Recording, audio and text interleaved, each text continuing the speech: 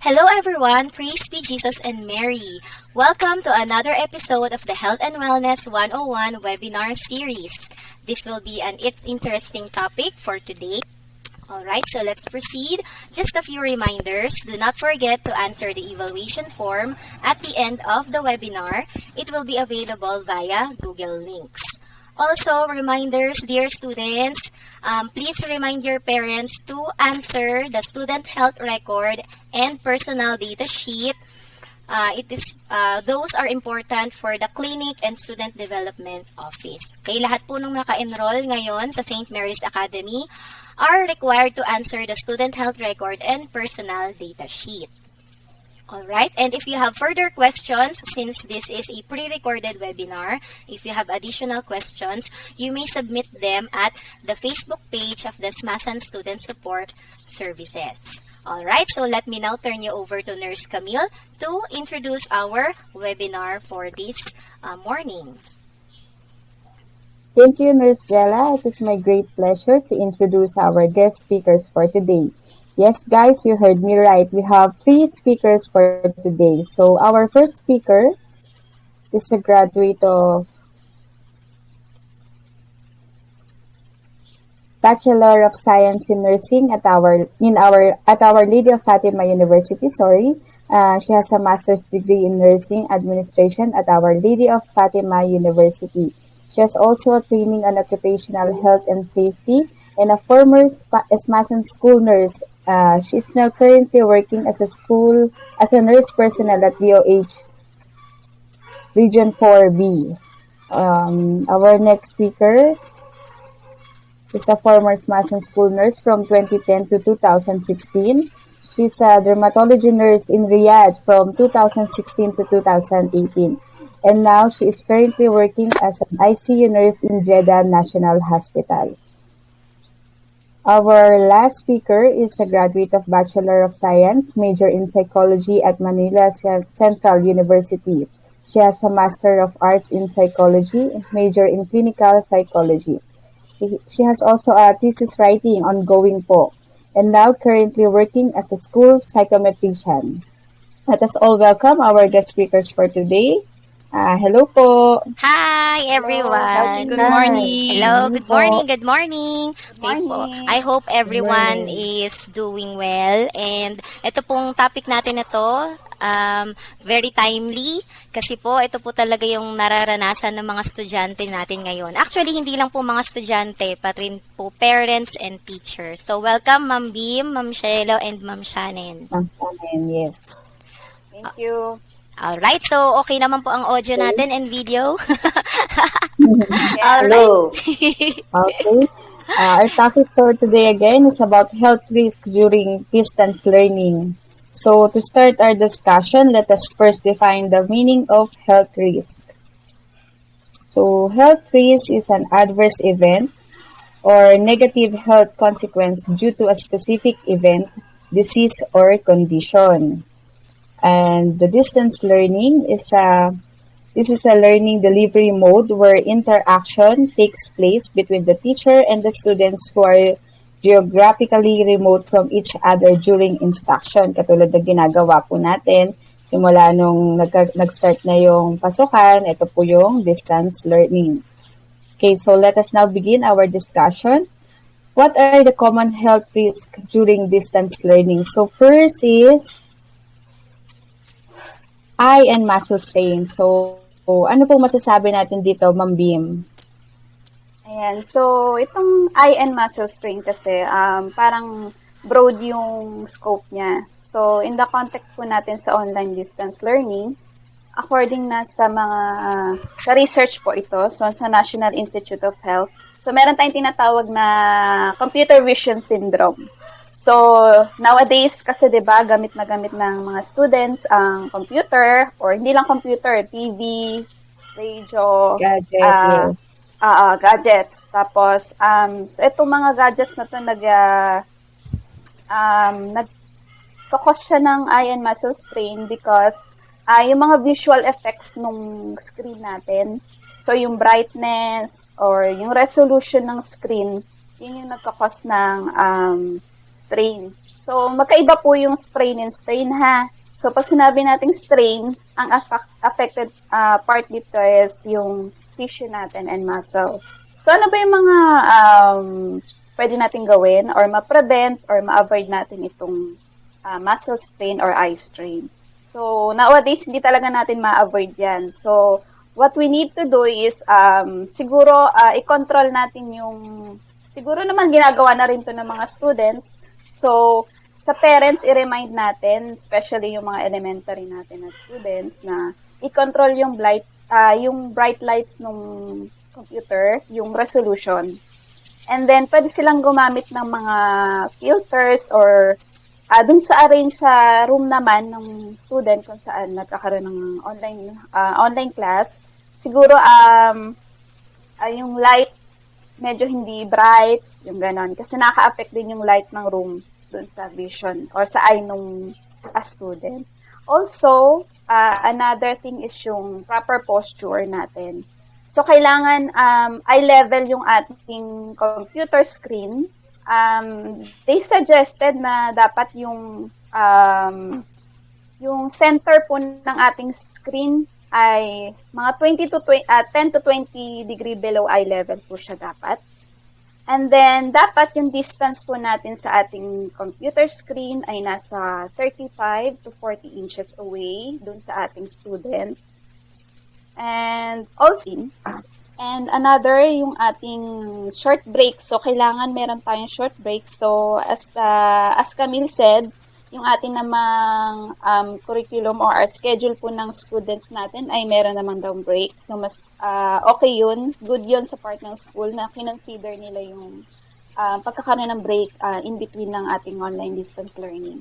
So, another is during the break, so sinasuggest na hindi sayangin yung time na nagkaroon ng break ng students. So, they suggest na i-change yung scenery ng ating eyes. So, dapat na tumingin man lang tayo sa malayo or anything na may green or malayong scenery. So, yun yung sinasuggest para relax ang ating eyes and also yung muscles. So, pwede rin magkaroon ng mga konting stretching. Yan, yung mga common na ginagawa ng ating mga, mostly, yung mga taong nakatapat sa computer. Yes. So, mostly naman ginagawa na rin yan ng mga, especially sa mga office, gano'n. So, pwede nating i-apply yan sa mga students. Yes. So, Okay. yun lang. Thank Yes. you. Over you, Jella. Yes, Ma'am Beam. So, meron po tayo ditong question galing kay Johanna May Coronel of Seven Respect. She asked, can the anti-radiation glasses really ensure eye safety? Or is it only a tool used for having smaller chances for eye damage in online classes? Ayun, nakakatulong daw po ba talaga ang anti-radiation glasses na yan? Or, Okay. ayun nga. So, para mabigyan lang tayo ng background, ito kasing mga computers natin ay mga laptop, computer, mobile phones, tinatawag sila mga low-emitting radiation. So, ibig sabihin, mas safe sila kumpara sa mga X-ray, ultrasounds. So, wala pa namang basis or study talaga na nagsasabi na yung mga anti-radiation ay effective. Pero, they suggest na pwedeng gamitin yon. Pero wala pang basis na talagang effective siya.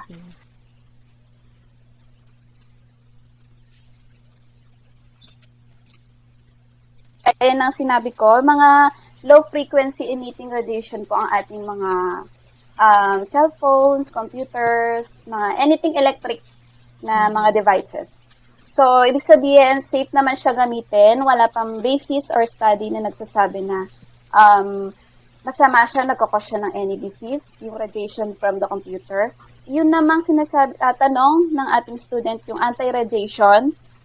Pwedeng gumamit naman nun, pero kung tatanungin natin kung effective ba, wala pa tayong basis na study regarding po kung effective ba yung mga anti-radiation. Oh. Pero pwedeng gumamit. Yes, ma'am. Okay, thank you, ma'am. So, in relation to that question po, another question from Pauline Angeline G. Estores of 8 Justice. Ayan, ang sabi po niya, we have online classes, so we have to stay or to stare at the screen for so long. how do we maybe tone down the radiation? So, paano daw po kaya? So, our eyes wouldn't get blurry or we wouldn't have, ayan, so our eyes wouldn't get blurry on the screen for so long. Ayan daw po. So, ano daw po yung Okay. maybe tone down lang naman. So, gaya ng diniscuss natin, no, related pa rin to ito sa eye strain. So, sinabi ko nga na low emitting radiation ng ating mga computers. So, para hindi naman natin pwedeng i-tone down, hindi rin natin pwedeng ma-prevent yan kasi ginagamit mo yan everyday. So, yun nga, gaya ng sinuggest natin kanina, to prevent yung ating eye strain, ganun din to prevent yung radiation niya ng ating computer. So, i-control yung resolution, pwedeng gumamit ng mga filters, yung room arrangement natin, baka sobrang bright yung lights, and number one talaga yung distance natin sa computer and yung dapat mag-break talaga, short breaks. Okay, thank you very much, Ma'am Beam. Thank you. Let's now move on to the next topic. Ayan naman po, headaches. Ayan, napaka-common din po ngayon yan during distance learning. So, what can you say about headaches? Mag-share, hindi ko na explain ng pagkalalim-lalim ang headache. Yes. Halos lahat tayo naka-experience ng headache. Ito ang pain na nararanasan natin sa ating ulo. Pasimplihan lang natin. So, itong headache na to ay common dahil i-connecta natin sa eye and muscle strain. Isa to sa nararanasan ng mga bata ang headache. Yes. Lalo na kapag na-strain ang ating muscle, ang tissues natin around eyes, lalo na ang tissue surrounding our brain also. So, maraming klase na headache pero hindi ko na iisa-isahin. Gusto ko maging simple ang ating discussion. Maraming cause ang headache eh. Maaring dehydration, kulang tayo sa electrolytes, maaring may electrolytes imbalance tayo, or kulang tayo sa tulog. At isa pang pinaka cause nito ay ang hindi natin pagkain ng tama. Kulang ang glucose natin, hindi tayo nakapag-breakfast, hindi tayo nakapag-take ng meal. So para ma-avoid natin ang headache, dapat protektahan natin ang ating mata. Una, kinonekta ko to sa eye and muscle strain. Kapag nagkakaroon tayo ng strain sa ating tissue surrounding our eyes, nagkakaroon tayo ng headache. So, protektahan natin ang ating mata. Gaya ng sinabi ni Nurse Beam, kung nakinig kayo sa suggestion niya at advice niya. Then, kumain tayo. Bago tayo humarap sa ating lesson,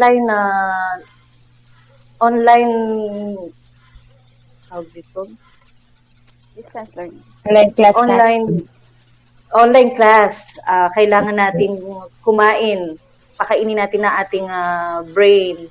Kailangan ng glucose na ating brain. Kailangan ng energy. At isang bagay pa, uminom tayo ng maraming water.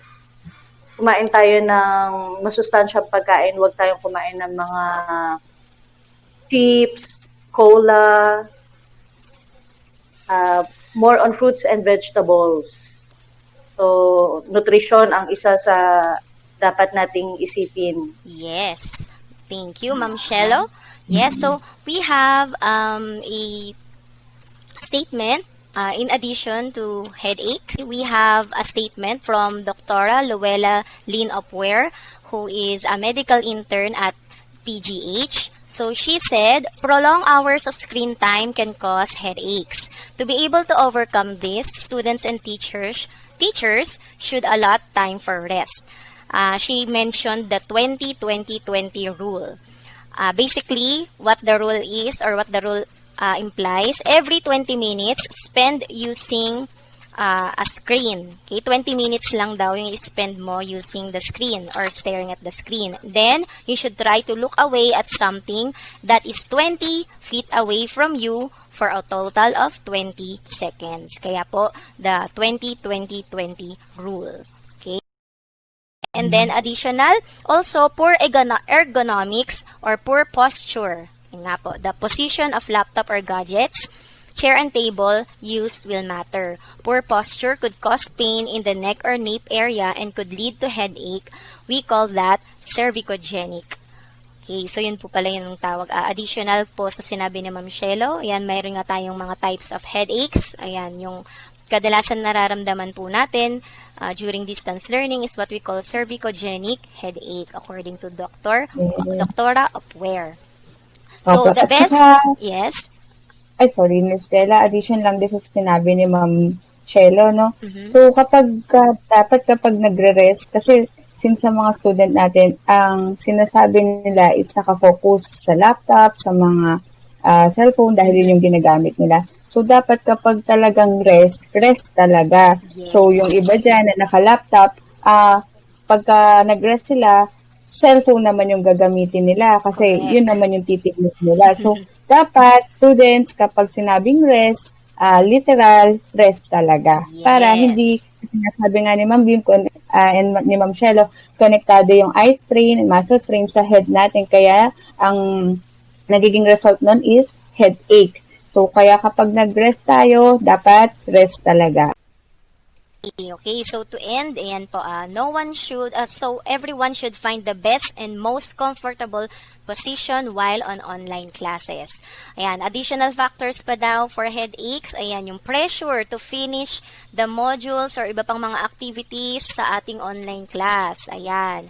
And then, yun pa, yung technical difficulties ng internet connection, ayan, na-stress tayo lahat. So, stressful events could cause naman daw another type of headache which is called tension headaches. So, try to relax, have plenty of sleep, and manage your time properly. Have additional information about headache from Mrs. Marjorie Ann S. Ching, a registered nurse and certified licensed practical nurse at Bow Valley College, Canada.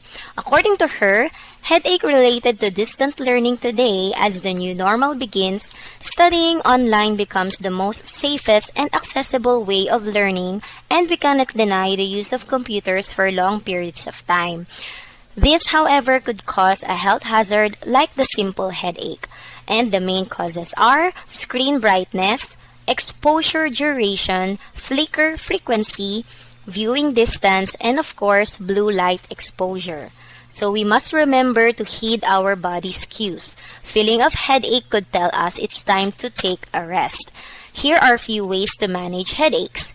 Take frequent breaks from your computer, work in a properly lit area, reduce computer screen glare, and clean your computer display. And like Dr. Apware said, we must remember to use the 20-20-20 rule. So next up, we'll be talking about sleeping problems. Let me introduce to you Dr. Jesusa M. Santos, ears, nose, throat, or otorhinolaryngologist, head and neck surgeon. Hello, good day everyone. I'm Dr. Suzette Santos, an otorhinolaryngologist, head and neck surgeon in training. I'm a dear friend of Nurse Jella. She's my high school classmate way back in Notre Dame of Greater Manila. So sleep disorders are a group of conditions that affect the ability to sleep well on a regular basis. So, on a regular basis, kunyari po, example, nahirapan kang natulog today, pero yung sa buong week, hindi ka naman nahihirapang matulog, one time lang, hindi mo siya matatawag na disorder. Baka on that day lang, masyadong hectic yung schedule, madaming nangyari, kaya hindi ka natulog ng maayos. Pero kung lagi na siya, meaning daily, weekly, monthly, or the whole year, may problema ka sa pagtulog, baka may problem na sa, in general, medically. So, it's a sleep disorder that needs prompt intervention from your dear doctor. Distance learning is something new this year. So, I heard stories na stressful talaga siya for students, parents, and teachers alike. So, actually, most people occasionally experience sleeping problems due to, number one, yung stress. So, syempre, something new si distance learning, lahat tayo stress about it. Yung hectic schedules, kasama rin yan si distance learning, and other outside influences. So, depending on the type of sleep disorder of that person, be it the student, the parents, or the teachers, that person may have difficulty sleeping. So, they may feel extremely tired throughout the day, pero pagdating ng gabi, hindi pa rin sila makatulog. So, the lack of sleep can have a negative impact on the energy of that person, his mood, his concentration, and overall health. This day, I want to share with you guys how to deal with it. So, sometimes, a simple lifestyle change can really help a lot. So, kung actually may tinatawag po tayong sleep hygiene. So, when you say sleep hygiene, you need to have that sleeping habit na laging ganun yung time mo ng pagtulog at yung length ng pagtulog mo and time ng pagising. So, take at least 8 glasses of water throughout the day, pero pag malapit na yung, kunyari 8 p.m., siguro mga 6 p.m., konti na lang yung iinumin mong tubig. Kasi hindi natin napapansin minsan, ang dami mong iinumin na tubig bago matulog. Tapos, pag natulog ka naman, nagigising ka just to urinate or ihi ka ng ihi throughout the night naman na magkakos ng sleep disorder. So, watch out for that. Limit your caffeine intake, especially in the late afternoon or evening. Kasi nga, mas gising yung diwa, mas mahirap i-maintain yung sleep. For those drinking alcohol din at saka yung cigarette po, yun din, nakaka-hyper siya, lalo na yung cigarette smoking. So, dapat bawasin na rin po yun, lalo na kung gusto natin mag-normal yung ating sleep pattern. So, management on how to deal with sleep disorders associated with distance learning na something bago this year. So, eto po yung bullet list natin. So, number 1, keep a positive attitude. So, yung pagiging positive natin sa thinking, it can manifest sa body natin. Pag kasi negative thinking tayo, ay na naman, online class na naman, nakakapagod. This is for students and teachers alike, ha? So, kunyari, lagi mo siyang iisipin na something negative, mas magmamanifesto sa katawan mo. So, tataas na naman yung stress level sa katawan mo. Next one, accept that there are events that you cannot control. So, sometimes biglang, hindi na palang ngayon ipapasa yung ganitong sinabi ni ma'am. You need to accept it. Wag yung, yung negative attitude. We really need to remove it in our body. Kasi, ikaw rin, sa'yo rin babalik yung stress. Pag ba na-stress ka dun sa teacher mo ba pupunta yung pangit na effect? Hindi. Sa sarili mong katawan. Or same thing din po with the teachers. Kunyari, medyo pasaway si student. Pag nagpa-stress po tayo, sarili nating katawan yung effect. And then, next bullet, learn and practice relaxation techniques. So, bago ka pa kunyari sumagot, kunyari, yung pong sa ating dear teachers, yung student, pabalang sumagot dun sa chat box, inhale, exhale po muna tayo, and then we try to understand what they're going through so that hindi pa rin tayo ma-stress. Yung body natin, nasa state of relaxation din po siya. Next, exercise regularly. Actually, even 20 minutes na mga cardio exercise daily, malaking help na po siya para lang ma-maintain na okay po yung body natin.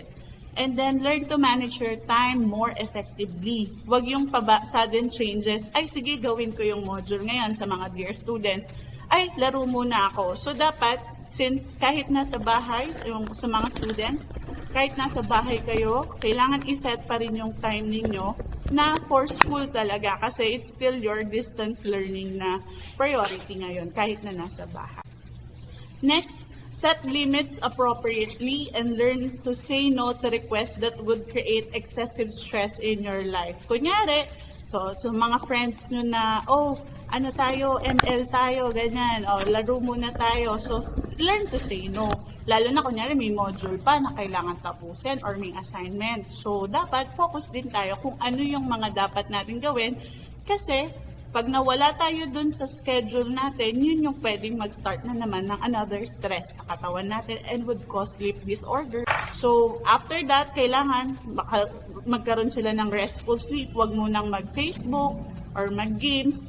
mas prioritize yung sleep so that the next day, mas energized ka na, mas okay na yung katawan mo. Itong weight problems natin, since hindi tayo nakakagalaw during online learning, maaring makadevelop tayo ng certain diseases at yung mga cholesterol level natin sa katawan, lalo na pati may mga history ng diabetes or yung mataas na sugar sa dugo. So, kung wala tayong movement,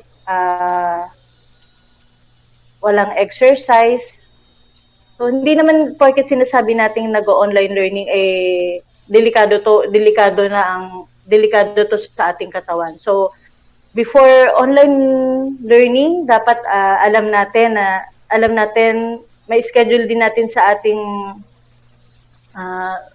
pang-araw-araw ang exercise. Yes, important. Exercise at proper nutrition. Yes. So, Yan po. nutrition na mga immunity boost, nakakapag-boost ng immune system natin na mga pagkain. Yes, that's right, Ma'am Shelo. Yun po yung pinaka-importanting pwedeng magawa ng ating mga students regarding these health risks. Promote physical activity. So, Yes. promote physical activity during breaks. So, kailangan natin mag-stretching, maglakad tayo. Yun lang. Yes, kaya po napaka-importante. Kahit pa sabihin nito. nating lockdown, hindi tayo naglalabas. So, dapat may sports din tayong ginagawa. Isa din to sa nakakapag-boost ng immune system natin at nakapagpanatiling active tayo. Yes. Alright, thank you very much. Nakatulong So, sa ating online learning. yes, thank you very much, Ma'am Shelo. Online learning. So, let's proceed to the next topic, which is all about oral health or dental problems. Ayan, since napag-usapan po natin yung weight problems, tapos ayan po yung pagkain naman natin ng mga junk foods or ganyan. So, pwede po ito, paglaon ulit, pwede mag-lead to oral health or dental problems. So, ayan, since para-parehas po tayong nurses ngayon dito sa panel, I will be able to share with you some insights from a dentist that I personally know, si Dr. Kent Park. Additional information about dental or oral health problems during distance learning, we have a statement from Dr. Regil Kent C. Parr, the dentist of R&R Dental Clinic. According to him, the main cause of dental or oral health problems is mainly due to the restrictions brought about by the pandemic. That leads to the lack of proper assessment or diagnosis and necessary preventive and proper dental treatment. While learning at home, students may tend to consume lots of sweets and most children may not observe proper dental hygiene. Without proper oral health assessment, this will increase their risk of developing dental caries or cavities. To be able to properly address this risk, I believe awareness and education is the key. Parents or guardians should ensure that children know how to properly take care of their teeth. Brush your teeth 3 times a day or the best is after every meal. Avoid too much sweets. Perform the proper brushing technique and visit your dentist at least twice a year. Another suggestion would be to include proper dental or oral health in learning modules or health curriculum to effectively remind students of proper dental hygiene. And for his last statement, prevention is certainly better than cure. Another common health risk, which is attention problems. Ayan. Okay, so, Ma'am Shannon, what can you say about attention problems, especially during distance learning? Depende po kasi yung attention problems. Pwedeng attention, it is the person seeking more attention or lack the attention of other people. So, during this distance learning, of course, lahat ng students is sa bahay. May mga na hindi na sila napapansin or baka naman ang mga magulang is lagi na lang bigyan attention sa lahat ng ginagawa ng mga anak nila in terms of the of studying. So too much attention and lack of attention can be a problem to the students.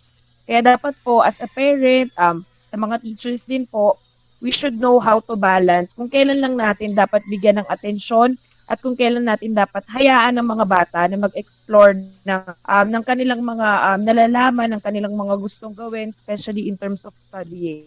So may times po kasi na too much attention may lead to that student or to that child na masyadong maging dependent sa kanilang magulang or sa kanilang mga teacher.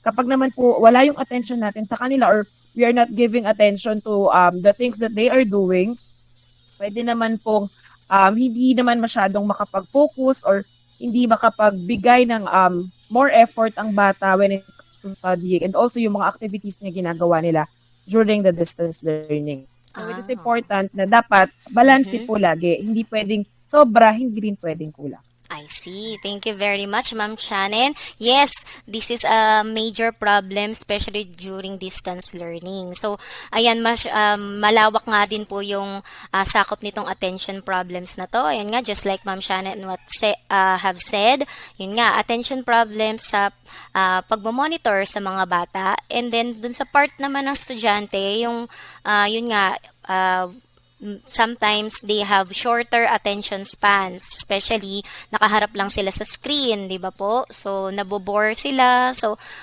gusto nilang they are preoccupied with other things.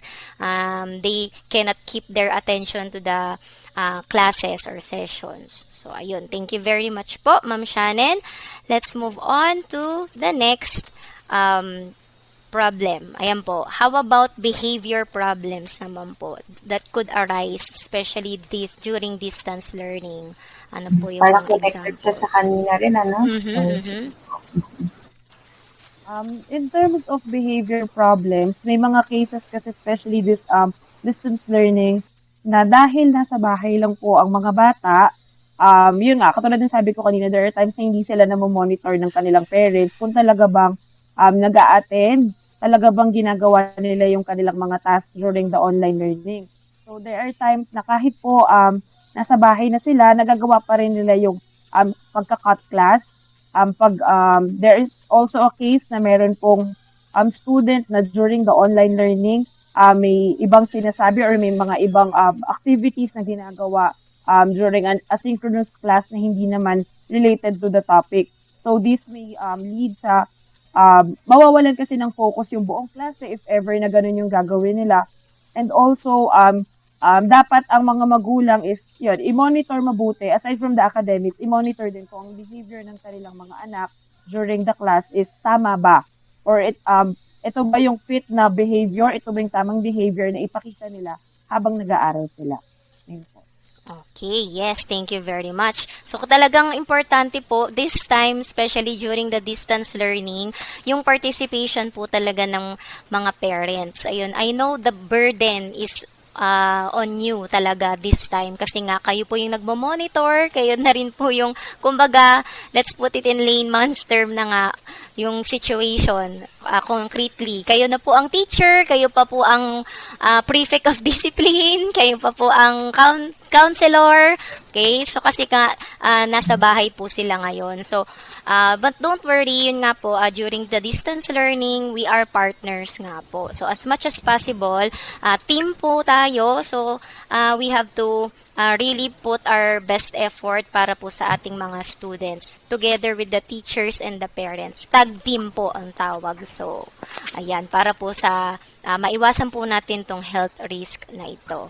Alright, so let's move on. Next is burnout. Ayan, Ma'am Shannon. Especially for our employees or teachers na nakakadama na po nito, burnout. Actually, syempre, first, let us define the meaning of burnout. So, ito po yung emotional and physical and mental exhaustion na nararamdaman natin, especially if meron tayong certain activities or activities ang kailangan natin gawin. We could be overwhelmed, emotionally drained, and syempre, because of the stress, nahihirapan tayong i-meet yung expectations and yung standards na kailangan natin. Nahihirapan tayong gawin yung mga yon. And some of the things na makikita natin or mapapansin natin to a person who may be suffering from burnout is that wala nang motivation, walang inspiration to do things, nawawalan or there's loss of confidence, nagkakaroon ng mga bad habits like smoking, probably using using drugs, and also alcohol intake. Nahihirapan din concentrate sa mga bagay na dapat silang gawin during the distance learning. Of course, teachers din nahihirapan silang mabigyan ng attention or mag-concentrate sa kanilang and minsan, nararamdaman na natin yung boredom, naboboard na tayo sa mga ginagawa natin. So, paano natin ito mapiprevent or paano natin ito ma-avoid? Of course, kahit na busy tayong lahat, the students, the parents, and also the teachers, let us make time para gumawa ng mga activities na mag-enjoy tayo. Let us break away from the things or the works that we are doing. Kahit sa isang araw, kahit mga 20 minutes, katulad ng sabi kanina ni Nurse Bin, na of course, we also need time to rest. Then also, katulad din po nung discussion kanina ni Nurse, na exercise is really important para kahit papaano po ay mawala yung feelings natin of stress, yung anxiety. If possible, of course, by wearing face mask and face shields, lahat po ng mga protective gears, lumabas-labas din po tayo. Makakita tayo ng mga new sceneries or kahit lumabas ka lang ng bahay at makita mo naman yung nangyayari sa bahay, sa labas ng bahay ninyo. So that hindi ka naman laging nakakulong sa kwarto mo or yung dun sa area mo kung saan ka madalas nag-aaral. Of course, social activities is really important. Talk to your friends, talk to your loved ones.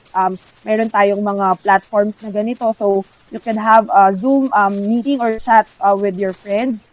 And also, set your goals. Kailangan meron kang mga goals in a day, in a week, so that alam mo kung paano mo bibigyan ng oras yung mga bagay na dapat mong gawin. And time management is really, really important.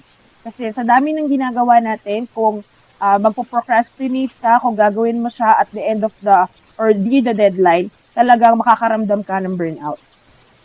And ang isa pang importante is work-life balance. So, balansehin natin ang ating mga sariling, ang ating mga personal things na kailangan gawin, and also, we should know our priorities in terms of our school or our studies and also our work. Clarify lang natin kasi mostly ngayon kasi pag sinabing burnout, akala ng mga students and teachers or mga tao is sakit siya. So, ang burnout po ay hindi po siya medical condition according sa WHO. Ito po ay phenomenon or pangyayari sa buhay ng isang tao. Na grupo siya ng mga sinabi ni Shannon na mga nararamdaman. So, meron din tayong tinatawag na academic burnout. Yun yung na-discuss ni Shannon siguro. Tama ba ako, Shannon? Yes, ma'am. Yes. So, yun lang po. Thank you. Kailangan balance hindi pa pwedeng kung work lang. So, kailangan balance talaga. And yun nga, sa ngayon naman, kahit pa paano pwede ka, kahit sa labas lang ng bahay, just to see yung ibang sceneries nga, katulad ng sabi ni Ma'am Shannon, na hindi ka lang naka-focus sa loob ng bahay. Kasi kung more on lagi ka doon, tapos iisip mo, ano bang next na gagawin ko, yung nga sa trabaho, then activities sa mga bata, doon nga papasok din lalo yung burnout, no? Kaya maganda talaga yung mga advice ni Ma'am Shannon. Yes, okay. So in addition po, all right, we have another statement from Dr. Charles Erwin Cabus. He is an MD at Chinese General Hospital and also an part of the alumni of St. Mary's Academy of Santo Niño. He was my grade school classmate. So, the way he understood burnout is the same as how our muscles work. At any level of activity, whether it is heavy or light, it is a regular activity such as walking or trivial activity such as lifting a glass. So, tulad niya yung burnout sa muscle activity natin. So, habang ginagamit ang ating muscles, syempre mapapagod. So, yun yung kanyang analogy through how burnout works. Having said that, okay, so yung burnout daw, it has already been out there even before this COVID-19 pandemic. Okay, wala pang pandemya, meron na tayong burnout na sinasabi. Kasi just as Ma'am Bim had mentioned, it is an event or an experience or feeling. Okay, so especially both to the educator and students at any level. So he has 3 tips. First would be sleep. Ayan, to avoid burnout daw, kailangan matulog tayo. Okay? And then, this is just a general advice on his part. It would be good to have 6 to 8 hours per day of sleep, and it should be regular. Meaning, daw nung regular, same time of the day. So, hindi pala dun sa basta nakakumpleto ka ng 6 to 8 hours, okay na yon. Kailangan, what regular sleep means 6 to 8 hours and then same time of the day. Yun daw po pala yun. Alright? And then if you want daw po, nag-share din siya dito ng magandang book na nire-recommenda niya po. It is entitled Say Goodnight to Insomnia, the 6-week drug-free program developed at Harvard Medical School by Greg D. Jacobs. So, if you have time, yan, basahin niyo po yung libro na yon. It has tips on how to avoid insomnia. Okay, second advice would be meditation daw. So, hindi daw, although he is not an expert on it, but it gives a sense of peace or calmness, especially during this time of the pandemic. If you have an app daw, yan, it could help you guide you in your meditation journey. So, relaxation through meditation. And then last but not the least daw is relationship. Okay, at the end of the day, we will be remembered not because of what we have accomplished in our work, but because of who we are as a family member, a friend, a colleague, an educator, a student, and as a person as a whole. Okay, so don't skip that family dinner and chat with your friends. Hug and kiss your partner. Do anything to keep building your relationships, not only with your family and friends, but also with God. Okay, so thank you very much, Dr. Charles Erwin Cabos, for that wonderful advice. All right. So last but not the least, yan po yung ating common health risk. We now move on to depression or anxiety. So Ma'am Shannon, what can you say about this health risk? Like last week, I already discussed during my webinar to the students the effects of the COVID-19 pandemic to our mental health. So, alam niyo naman na, or probably if you really listened, nilagay ko doon ang definition ng mental health, the fear, the anxiety, depression, and of course, suicide. So, because of this online learning or the distance learning, ito yung mga common concerns na nararamdaman ng students, or maybe even the teachers and the parents. So, of course, elevated stress, as we have discussed earlier, difficulty concentrating, probably because of the stress, because of the things that we are doing. Ang dami-dami kasi yung mga bagay na kailangan nating tapusin, kailangan nating i-accomplish. Loneliness. As for the students, ito yung loneliness na nararamdaman natin because hindi kayo sanay na walang kaklaseng kasama, walang kaklaseng katabi, hindi nyo namimiss yung teacher ninyo personally. So, lahat ng nangyayari during the distance learning is ang kaharap niyo is your gadget. So, we feel lonely kasi mag-isa tayo sa ating pag-aaral this school year. And ito po yung isa sa nagiging common problem now is the fear of domestic violence. Diniscuss ko rin ito sa aking webinar last week. May mga cases or may mga times sa isang bahay, sa isang household, nararanasan po nila itong domestic violence, maybe physical, emotional, or mental violence from their parents or probably sa siblings. So, dapat maging maingat po tayo because this could really affect the mental health and a person who is affected by this may suffer from depression and anxiety and maybe other psychological disorders. Ngayon po, paano natin ma-avoid itong mga bagay na ito? Siyempre, kailangan, katulad ng sabi kanina, is tulungan po ang magulang, ang mga estudyante at ang mga teachers and also the school community. Kami po nasa St. Mary's. For the students, of course, kailangan meron kayong routine para maiwasan itong depression and anxiety. Kung may mga bagay na kailangang tapusin, gawan nyo siya ng timetable or schedule para hindi siya mag-pile up, hindi kayo mag-procrastinate. Also, importante din yung exercise because exercise can lower our body stress hormones And exercise can also improve our sleep quality. And because of exercise, syempre, magkakaroon tayo ng confidence sa mga bagay na gagawin natin. That is why it is important na meron kayong exercise routine na ginagawa. And also, if ever that you are in drinking coffee, tea, chocolates, or any energy drink, yes, nakakatulong siya. Pero at some point, because of your caffeine intake, pwede itong mag-increase ng inyong anxiety.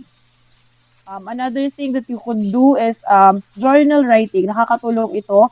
Many therapies ng mga psychologists and psychiatrists are doing this kasi may mga times na ang pagsusulat sa notebook or sa journal ninyo about your feelings, about the things that happened in a day, nakakatulong siya kahit papaano para ma-release yung anxiety ninyo. And also, bawasan yung mga symptoms of depression. Of course, importante din na mag-spend ng quality time with your family members, your loved ones, your friends. And may mga bagay na dapat din tayong hindian. Kasi minsan, sa dami ng activity sa klase, sa dami ng project, dahil ikaw yung isa sa pinakamagaling sa klase ninyo, lahat ng utos, lahat ng mga hinihinging pabor ay tinatanggap mo. Minsan yung lagi nating pag-oo sa mga bagay na dapat gawin may lead to anxiety and also depression kasi napapagod din po tayo. Nakaramdam tayo ng pagod. So, there are times that you need to say no to those people or sa mga activities na alam din naman na hindi nila kayang i-handle. Also, meditation techniques help, like yung mga breathing techniques, makakatulong din sa. And katulad ng sabi ng mga nurses, importante po yung tamang pagtulog at pagkain talaga ng mga nutritious food. So, ayun po. Okay, thank you very much, Ma'am Shannon. All right, so thank you everyone for joining us for our webinar, episode 3, Health Risks During Distance Learning. So, ang dami po naming natutunan from you. Thank you, Ma'am Beam, Ma'am Shelo, and Ma'am Shannon. I hope the students got a lot of information, and yung mga minention lang po natin dito sa ating webinar, yun po yung mga na-research namin na common health risks during distance learning. I'm sure mas marami pang iba and marami pa po kayong information na makikita, especially on the web and dun sa mga kung pupunta po talaga kayo sa mga doctors and nurses and other health medical professionals. Ayun, they could provide you with further information. But especially online, dear students, dapat po make sure na okay yung ating mga sources at verified or valid yung ating mga sources na kukuhanan ng information na yun. So, any tawag dito, concluding messages for our students, parents, and teachers, Ma'am Beam? Ayan. So, again, thank you po for inviting me sa ganitong klaseng platform kasi maganda talaga dahil especially sa Philippines kasi bibihira talaga yung studies regarding sa health effects ng distance learning. Kasi nga, ngayon pa lang tayo nag-i-start na mag-adapt sa ganyang klaseng platform. Yes. So, siguro maganda rin itong pwedeng maging research din sa ating mga aspiring researchers or yung mga students natin, pwede rin. Tama. For last word po, ayun nga, again, ito po ay umiikot lang lahat sa sinatawag nating stress na tinatawag natin. So, ang stress, hindi po natin maiiwasan yan. Marami po tayong stimulus na nasa paligid. So, all in all talaga is yung healthy lifestyle and exercise. Yun Okay, thank you very much. Gusto kong i-remind. Thank you very much, Ma'am Beam. How about Ma'am Shelo? Any concluding statement po or remarks for our students and parents and teachers as well? First of all, gusto ko muna magpasalamat sa pag-invite nyo sa akin. Kahit busy ang schedule ko sa aking duty. Yes, madaling araw po dyan, Ma'am, ano? 4:50 AM na. So, ang gusto ko lang i-emphasize sa online learning, pinaka-importante sa lahat, yun nga ang healthy lifestyle, including na doon ang healthy diet. So, once na may healthy diet tayo, ang concentration natin sa pag-aaral ay maganda. So, wag tayong kumain ng sobra, wag din tayong kumain ng konti. Dapat tama lang, balanse ang ating kinakain para it can help a good concentration, focus natin sa pag-aaral. So, diet and exercise ang pinaka gusto kong emphasize sa mga student. Hindi lang sa student, kundi pati sa employees. Lalo na Yes, sa ating tama mga po. teachers. Okay po. So, lastly, we have Ma'am Shannon, parting or concluding statements for students, parents, and teachers. As for me po, syempre, because of the COVID-19, because of the distance learning, lahat po tayo ay nag-a-adjust. Lahat po tayo ay may mga pagbabagong kailangang sundin at i-implement sa ating mga sarili. So, according to the nurses, napaka-importante ng exercise, napaka-importante ng ating physical health, but also remember that our mental health is as important as our physical health. So, alagaan po nating mabuti ito at bigyan din natin ng attention. So, that's all po, ma'am. Thank you. All right. Thank you very much, everyone, for joining this webinar. Thank you. And Good luck! yes, and on behalf of St. Mary's Academy of Santo Niño, we would like to thank you, Ma'am Shelo, Ma'am Beam, and Ma'am Shannon for participating in our Health and Wellness Webinar Series 101, Episode 3, entitled Health Risks During Distance Learning. Sana po susunod or in our future webinars, ay maimbitahan po namin kayong lahat. And for our students, parents, and teachers who have watched this webinar, thanks for watching. Again, do not forget to answer the evaluation form at the end of the webinar after you've watched this webinar video. Thank you very much. Thank you po. And God you. bless everyone. Ingat. Bye.